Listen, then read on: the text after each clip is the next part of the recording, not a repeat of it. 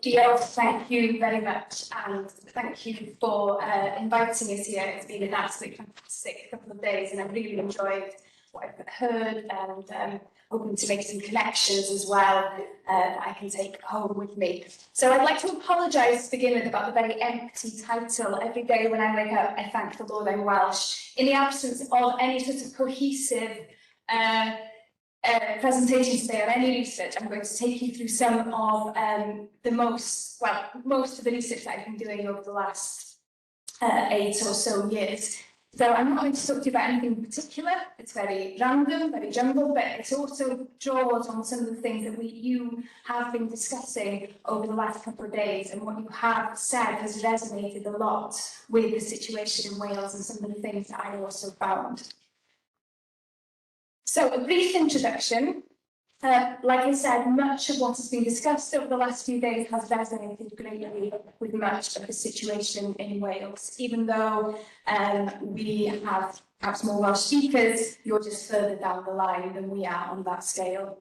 So although the figures aren't stacked, latest census data shows that the proportion of people able to speak Welsh decreased from 20.8% in 2001 to 19% in 2011. Despite an increase in the size of the population, the number of Welsh speakers declined. Increased, from 582,000 in 2001 to 562,000 in 2011. So you're just further along on that scale than we are.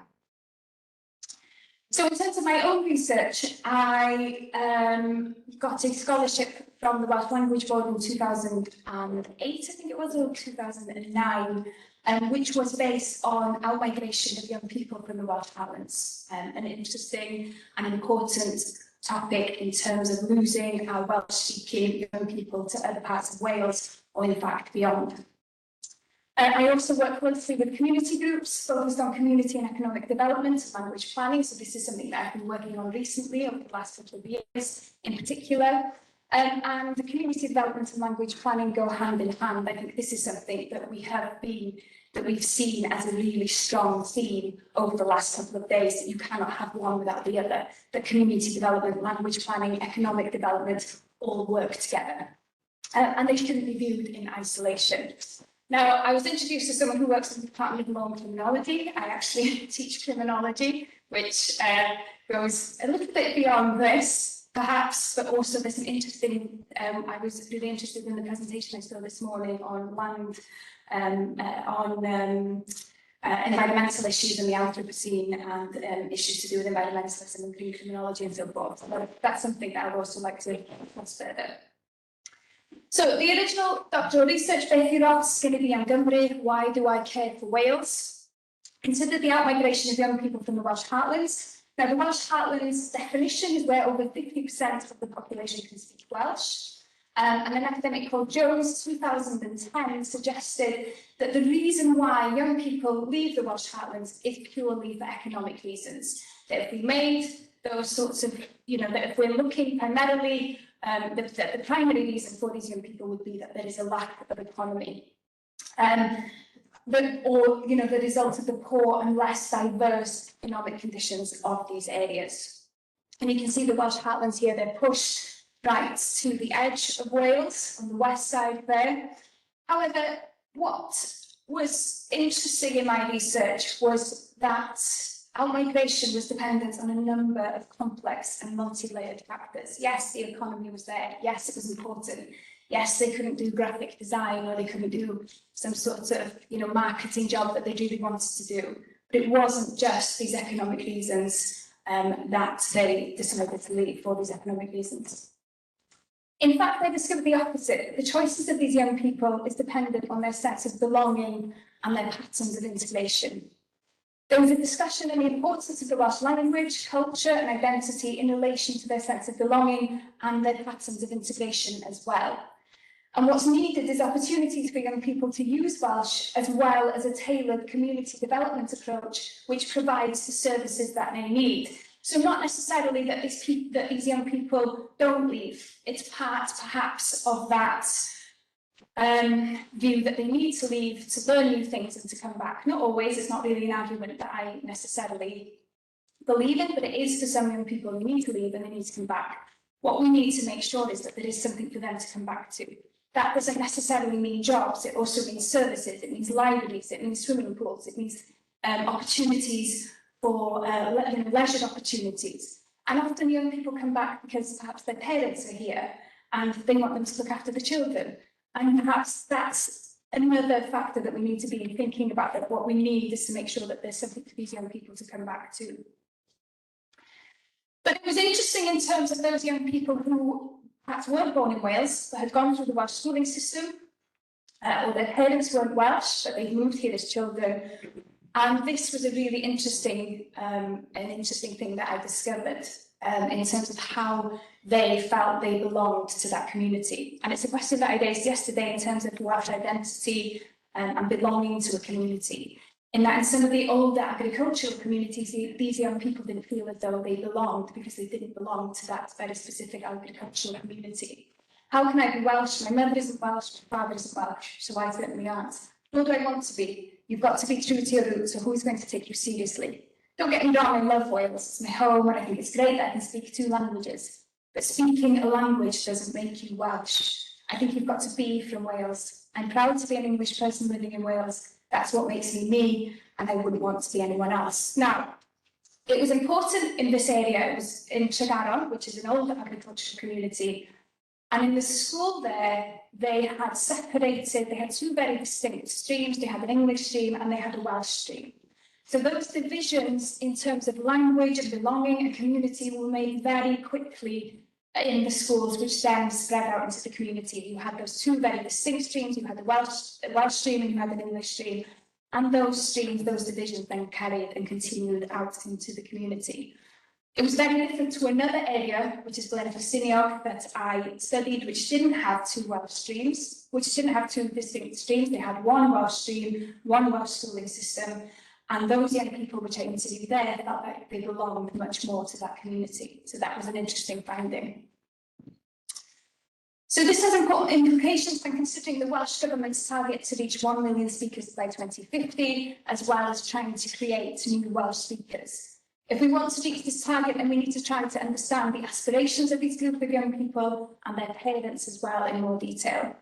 Williams 2017 argued that forming a strategy of national language is an amalgam of political ambition and bureaucratic technical expertise. The target is arbitrary and that it is not necessarily achieving linguistic regeneration goals, but rather a visual political target. So we need to be careful in terms of creating targets, creating specific language, a number of Welsh speakers, but we need to think about, are these young people actually feeling as though they're belonging to a community? Do they feel like they're fully integrated? Do they feel like this is the community that belongs to them? And then the work that I've been doing recently is on the town of Blaenau Ffestiniog itself, a population of just under 5,000, and it is an area which would be classified as left behind or peripheral in any means. So that in itself is a very old-fashioned way, I think, of thinking about community. Left behind, GDP isn't, a low GDP score and so forth. And it would be seen peripheral by any standard measure. It's a post-industrial town. It was made its money in the slate industry. It was once named as the town that ruled the world, but by now that has all been left behind. We did a modest survey of 150. The sample disproportionately includes the most interesting group, those who could relatively easily leave the Bro, so Bro Ffestiniog is what we called it, but who have decided to stay or return. So they are culturally grounded by virtue of language. The Bro is a place which has a strong and distinctive identity built on shared experience and close cultural relations, which isn't measured by GDP or how much someone earns. Welsh speakers overwhelmingly preponderant in this survey, 91% claim to be fluent Welsh speakers, vast majority native speakers, most born in Blaenau and surrounding districts. So local attachment is culturally reinforced by being embedded in a district where Welsh is the everyday language. And when you came up, the stanza is a word used by Vito Tetti, who is an Italian anthropologist, who said, That a stanza means choosing to stay in a place in a conscious, active and proactive way, like actively guarding it, being aware of the past while enhancing what remains with an impulse towards the future where a new community is possible. But actually this idea that going away to better yourself is sometimes the easier option, or this is what Vito Tetti suggested, that staying behind is one of the hardest things to do, because this is where you have to work for it. You know that there needs to be change, you know that you need to maintain some sort of community. So the stanza means actively choosing to stay in that place, whilst perhaps realising that you know it's going to be an uphill struggle. So presence brings life back. Places become livable and they're perceived as sources of opportunities, not only for the ones who stay, but also for those who arrive.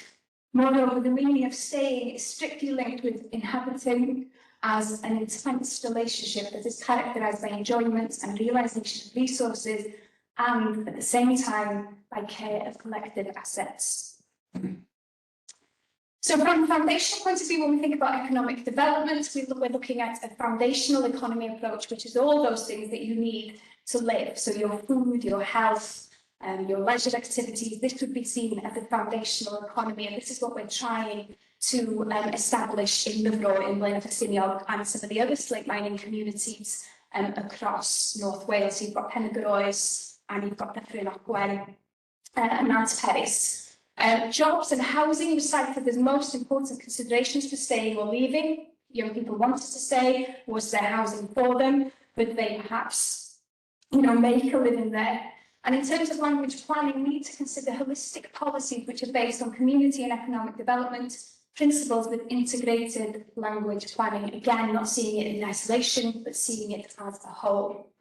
And like I said, slate areas across North Wales are beginning to do this, and they're called Dolan. They've come together and they're forming a very strong, quite radical community development.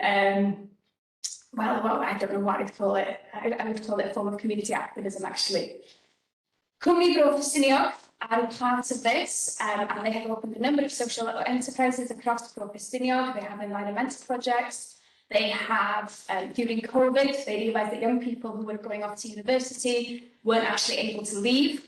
And so they created jobs for them in that area, which was very much based on language, giving them the opportunities that they, like a gap year, but in their own areas. So there were lots of things to do. There were people who needed food banks. There were people who needed, help and support. And so they're very much, I don't do them justice. 10 minutes wouldn't do them justice. They do a lot of work. So if you are interested, please check them out. So this is their manifesto. The responsibility for our future lies largely in our own hands. There is an opportunity in this area to create an environmental, economic, social, cultural and educational future based on the best in our cultural heritage. And this is what they are trying to do, trying to give those young people the opportunities that they need in their own areas. So if they do decide to stay, there's something for them. If they decide to leave, then there's something for them to come back to. And this isn't necessarily always based on jobs which pay really, really well. Yeah, often they just need enough to live on, enough to be comfortable, and they just want to be able to have those services, those very basic services that they need. We are about to go through a cost of living crisis, so this will change a little bit, of course, but again, that will have implications for this community. And to finish, because I've only had 10 minutes and I would like to go on for an hour, but I can't, but the panel needs to start. The habits of thought and prejudice and disempower Blaenau and many other places are long-standing and deeply embedded. I think at the time of the first Thatcher session in 1982, the anthropologist Isabel Anna wrote, Blaenau was perceived not only as a dying town, but irredeemably ugly, backward, and in no sense a fashionable place to live. The problem with much mainstream thinking in the intervening 40 years is that this has not got beyond this left behind perception. I cannot see the vitality and virtues of the place. By way of contrast, the foundational approach to empowering places like Blaenau is to inquire into how such places work. We don't know enough, or people don't know enough about these communities. We're seen as, like I said, the mark of GDP. Attend to what matters to citizens and focus on what's controllable to deliver outcomes through adaptive reuse that empowers the stanza. There is much that is not controllable, but that is no excuse for starting out and doing things differently where the first key condition is thinking constructively. Thank you very much.